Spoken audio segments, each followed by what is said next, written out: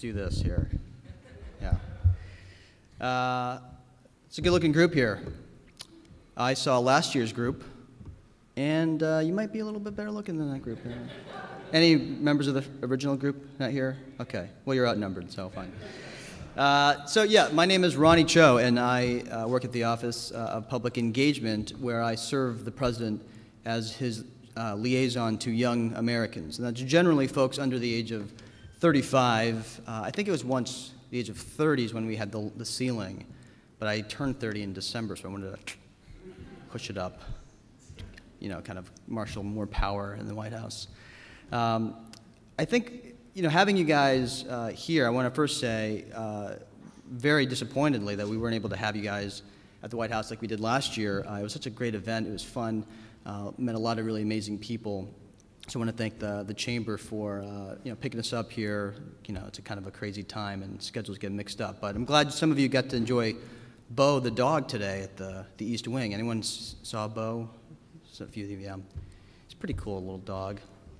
One thing that I want to point out is President Obama has, for a long time, a very unique connection with young people, going back to his time as a community organizer in the south side of Chicago, throughout his career as a state senator and a U.S. senator, and now as President of the United States. You know, it's important for him to continue having this conversation, a relationship with young people to understand what our hopes and aspirations are for the future of this country. You know, a lot of the debates that we have today, you know, a lot of young folks our age aren't paying that much attention to, which is too bad because so much of the policy that are being debated and fought over now are going to impact us more than anyone else. So I want to first say thank you all for all of the work that you're doing to really define what it means to be a millennial, that we are so much more than what people talk about in reference to us, that we are business leaders, we're community leaders, we're social activists, we're elected officials, who I just met earlier today. You know, we're delighted that you guys are here, and I want to help celebrate the incredible work and really help shine a light on the example that you guys have set for everybody else, the businesses you've created that no doubt will lead to brighter futures for folks in this country and also around the world. Your efforts are deeply important to President Obama, and your successful enterprises strengthen and inspire so many people in this country. You know, there's a saying, those who can't do, teach. I don't necessarily believe that. I sort of think those who can't do honor other people who can. So here I am trying to do that for you.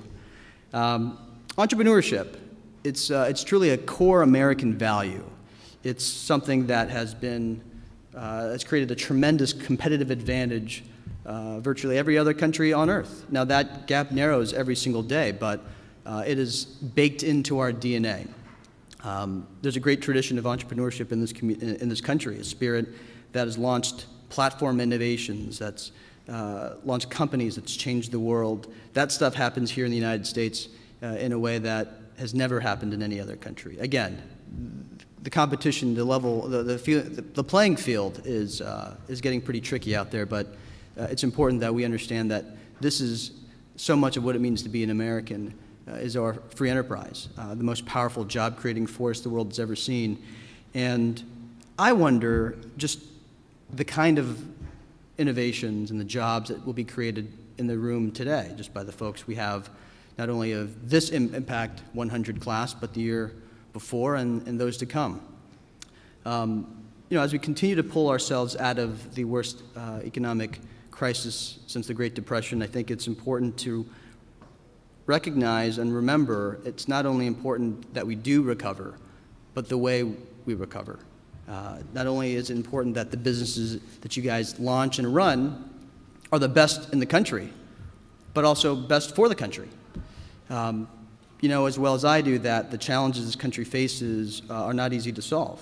We have unemployment, we have lots of debt. You know, people are trying to get health care and affordable housing, college education is expensive. And of course, trying to create the jobs that'll last in an economy that's built to last our generation and the generation thereafter. To create opportunities for those in the middle class and those trying to get there. That is, I think and we were just discussing this earlier, what inspires me most about millennial generation, our generation, is that, you know, I think our parents' generation didn't have classes or opportunities to teach entrepreneurship, right? You couldn't really, there's like a mystery around what it means to be an entrepreneur. And I think there's a sort of a spark that still exists, but now we can train, we can teach those skills, we can help each other. What I think is really interesting about the young entrepreneur community, one that I've been able to insinuate myself in, is that, you know, business inherently thrives on competition. That's when the most vibrant ideas come about and the best products come about, stiff and good competition. But what's really remarkable is that you guys are willing to share your best practices among each other in a way that's not proprietary. It's not about beating each other down. It's about how we as an entrepreneur community can lift each other up and reinvigorate our economy and create new possibilities for folks in our generation, in our community, and across our nation. And I think that is a tremendously inspiring element to what this community is all about. So many of you will make pledges today to teach and empower emerging and aspiring entrepreneurs with information on entrepreneurship, how to bring an idea, a product to the marketplace, and how to be a part of this community. You know, on behalf of the President of the United States, we really honor all the work that you're doing. Everything that you do, it's not easy, we know. We want to be partners in your effort to create opportunity, create businesses, to build on the success that you have and to create more of it. That's the only way we're going to get through this next century. You know, what people talk about 2012, right? So I don't work on the campaign. We don't do anything political in that way. But it occurs to me that really what we're working on is not about 2012. It's about 2112. It's about what we as a generation are going to do to build the next great American century. Will the 21st century be an American century? I think folks in this building, certainly, and the folks across Lafayette Square will say that, yes, it will be an American century, and it will be driven by the people in this room who decide what that looks like. So, again, on behalf of President Obama, we are delighted to honor your example. We want to continue to be partners with you, and we look forward to working with each and every one of you in the future. Thank you very much.